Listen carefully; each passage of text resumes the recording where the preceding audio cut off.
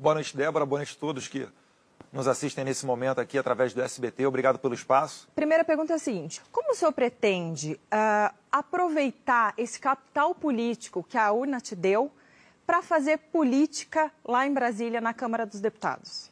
Representando uma parcela tão grande da população, né, Débora, a gente chega com muita moral dentro do Congresso. Eles esperam muito de nós.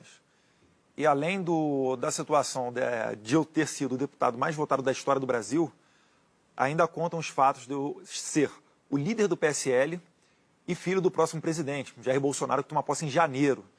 Então, a gente chega com bastante moral e é uma oportunidade que a gente tem de colocar adiante, de pautar projetos que a sociedade espera, como, por exemplo, o combate à corrupção, acabar com essa inversão de valores. A gente viu o tanto de pauta que nós discutimos no Congresso e que não afetam diretamente a vida da maioria da população. Como o que, por exemplo? Como, por exemplo, colocar uma educação com a disciplina rígida, como por que é que faltam os recursos nos hospitais? Será que a gente não pode fazer uma transferência desse bolo tributário direto para os municípios, direto para os estados? Então a gente tem que mudar esse jogo. Essa é a visão, inclusive, do Paulo Guedes, né, quando ele fala em mais Brasil e menos Brasília. O futuro ministro da Economia. Sim, o futuro ministro da Economia. E é assim que a gente tem que colocar adiante, né? Fora, né, obviamente, a gente fala muito de segurança pública em dar uma maneira para o nosso policial, de fato, combater a criminalidade, bem como o cidadão poder exercer, de fato, a sua legítima defesa. Porque vale lembrar, Débora, que o Estatuto do Desarmamento, quando foi aprovado em 2003, estava no auge do mensalão. E em 2005, no referendo, aproveito até para falar aqui, que teve mais votos o não em 2005 do que qualquer outro presidente na história do Brasil. Foram 59 milhões de votos. O Jair Bolsonaro teve agora 55 milhões, né? Quase que empate técnico com Lula. Então é isso daí que a gente pretende mudar a partir do ano que vem. Deputado, seu pai foi confrontado muitas vezes durante a campanha sobre a questão da governabilidade. O senhor assume pelo PSL, o partido que formou a segunda maior bancada, atrás do PT só, na Câmara dos Deputados, com 52 deputados. O PT fez 57. Qual é a sua perspectiva para angariar apoio para os projetos do governo? A gente tenta trabalhar, além dessa questão da bancada, Felipe, que, convenhamos, acho que ninguém acreditava que o PSL fosse ter uma bancada tão grande, uma resposta tão significativa nas urnas esse ano. Fizemos uma bancada de 52. Além disso, existem alguns outros deputados que estão em partidos que vão morrer a partir do ano que vem, pela cláusula de barreira, partidos que não terão mais o tempo de televisão nem o fundo partidário. Então a gente acredita que a nossa bancada consiga subir um pouco mais e, com o peso dela, a gente consiga trabalhar também com outros partidos. Por exemplo, a gente pode apoiar uma candidatura para a presidência da Câmara que não seja do PSL, trazendo assim mais outros partidos para a base do governo. Então é dessa maneira. E não só da questão partidária. Podemos também trabalhar a questão das bancadas. Bancada da bala, bancada evangélica, bancada dos produtores agrícolas. E é dessa maneira que a gente pretende fazer. Todas essas são mais simpáticas ao seu pai. Sim, exatamente. Eu acredito até, Felipe, que é mais fácil você trabalhar ali dentro com as bancadas do que necessariamente com os partidos. É que, tradicionalmente, o modelo, que a gente, inclusive, é muito crítico, né, e pretende extinguir a partir do ano que vem, o modelo do toma lá da cá, os partidos tinham muita força. Porque o líder, ou o presidente, ou o chefe do partido, negociava diretamente com o presidente da República os ministérios. E, em troca, ele oferecia a bancada do seu partido para apoiar o presidente dentro da Câmara. A gente pretende mudar isso. A gente pretende fazer uma nomeação independente dos ministros, como tem sido feito até agora, e atender às pautas dos deputados e senadores. Então, por exemplo, um deputado que seja da bancada do agronegócio, se nós melhorarmos ali a escoação dos produtos e atender a base eleitoral dele, a gente traz mais um deputado e mais uma bancada para dentro do governo. É assim que a gente pretende trabalhar. Constança. Ainda dentro do Congresso, o PSL chega cheio de projetos em mente, com uma bancada bem fresca. Como é que vai ser a relação desses parlamentares com a velha política que está há anos, né, tradicional, que comanda praticamente o Congresso? Como é que vai ser? Como é que vocês vão lidar com o Centrão, com esses políticos que estão mesmo acostumados com esse toma lá da cá que você mesmo citou? Constança, o Brasil ele vive um novo momento. Essa resposta que nós tivemos nas urnas nessas últimas eleições, ela nos diz isso. Uma renovação de em torno de 50% da Câmara dos Deputados. Então, na verdade, eu faria até uma inversão de ótica. São eles que vão ter que se adaptar a essa nova realidade. Porque o que o povo disse nas urnas é que não aguenta mais esse modelo. E esse modelo é que é o foco da corrupção. É como eu estava falando aqui para o Felipe anteriormente. Quando um líder partidário, ele exige, né, que seja o ministro de tal pasta, seja do partido dele, eles não estão pensando no bem do Brasil. E é aí que começa toda a questão da corrupção. Eu não estou falando que todos eles são corruptos por fazer isso não, pelo amor de Deus. Tem gente muito boa ali dentro da Câmara. Mas só a gente lembrar, como é que começou o Petrolão? Dilma Rousseff, querendo apoio na Câmara, permitiu que os partidos nomeassem diretores da Petrobras. O Partido Progressista nomeou o senhor Paulo Roberto Costa. O final todo mundo sabe. E essas vísceras dos bastidores do poder, elas foram escancaradas.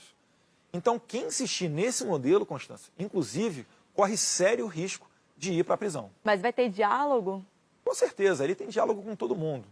Eu acho até o seguinte, os deputados, eles devem, o seu mandato, eles devem satisfação aos seus eleitores. A gente não entra ali dentro com faca nos dentes, procurando quem é corrupto, quem não é, para derrubar o cara. Não é esse o papel de um deputado. Então você vai acabar negociando com todo mundo e aqueles que, porventura, caiam em alguma tentação do poder ali, vão ter que acertar as contas, ou com a Lava Jato, ou com a PGR, ou com o Ministério Público, ou com o Conselho de Ética da Casa. Tiago. Bom, antes de mais nada, boa noite para a Débora, para o deputado Eduardo, para a Constanza e para o Felipe. Deputado, eu queria voltar a um tema da eleição, já que os adversários do seu pai, o presidente eleito, os adversários, eles usaram muito aquela declaração sua a respeito do Supremo, sobre a questão de um soldado e um cabo para fechar o Supremo. Foi uma declaração que você deu numa palestra 4 meses antes da divulgação e os adversários usaram no momento que o seu pai estava prestes a ganhar a eleição, ou seja, o peso da sua declaração se tornou muito maior com a perspectiva do seu pai chegar à presidência da República. Você já chegou a se desculpar dessa declaração, mas eu queria saber que lição que você teve a partir da repercussão negativa dessa declaração. De fato, hoje em dia, o peso da minha palavra é muito maior. Mas como você disse, né, Nolasco? Inclusive, não foi nem uma declaração, era um bate-papo com alunos, estudantes de um curso preparatório para concurso público. E, naquele momento, eu não falei que eu queria fechar o STF. Nunca falei isso. E, de fato, eu até corroborei na minha nota, onde eu pedi desculpas, eventualmente, caso alguém tenha se sentido ofendido, eu falei isso. Que, na verdade, corroborei com o Jair Bolsonaro. Quem pede para o STF ser fechado está precisando mesmo de um psiquiatra. Foi cogitado ali, num bate-papo, entre estudantes, falando, olha, e se o STF no tapetão tirasse ali a eleição do seu pai? E, na verdade, nem do STF, né? A impugnação é competência do TSE. E aí nós falamos, olha, aí vai ser eles contra nós, mas na nota que eu falei, ninguém pensa... Mas um episódio como esse ficou dessa. como, assim, para você? Um episódio como esse, o que te trouxe de maturidade? Fica um aprendizado, sim, sabe? Você vai amadurecendo, você vê que as suas palavras, você tem que tomar mais cuidado a todo momento que você vai falar. Pode ser aqui numa coletiva de imprensa, pode ser para um estudante do estágio de visita que está lá conhecendo o Congresso Nacional. Você tem que tomar cuidado, né?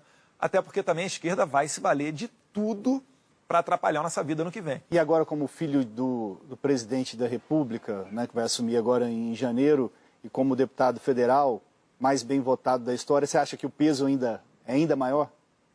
Com certeza, Nolasco.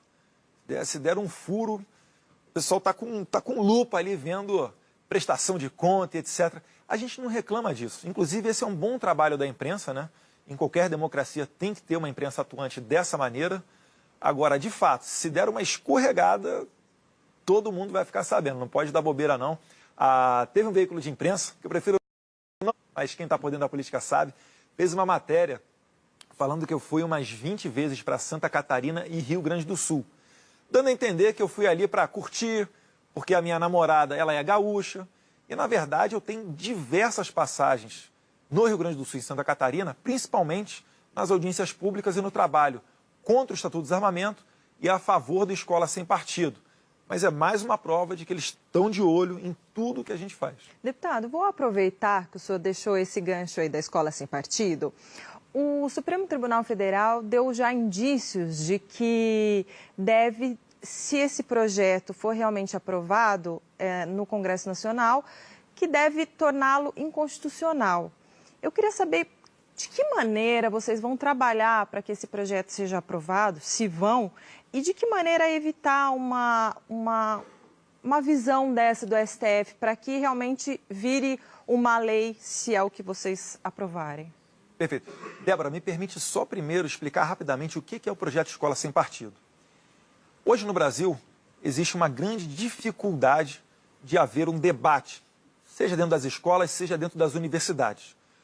Por vezes, o simples fato de um estudante ir para uma universidade com uma camisa, por exemplo, do Jair Bolsonaro, já é motivo para ele ser agredido, cuspido e hostilizado.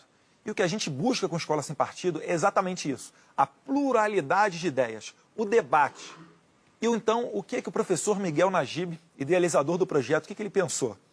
Ele pegou 6 deveres do professor, já previstos na Constituição, um deles previsto, inclusive, num tratado internacional do qual o Brasil é signatário, colocaria isso num banner ou num cartaz na porta das escolas. Eu acho que não tem problema nenhum disso. Repare, não estamos criando uma lei penal nova, não estamos criando dever ou direito nenhum novo. É apenas para dar ciência ao aluno daquilo que acontece dentro do segredo da sala de aula, em que ele pode conversar com o professor e falar, olha, professor, o senhor falou da questão da teoria tal, mas existe essa outra teoria aqui também. E o professor ele é obrigado a falar com a mesma profundidade, utilizando do mesmo espaço de tempo, de ambas teorias.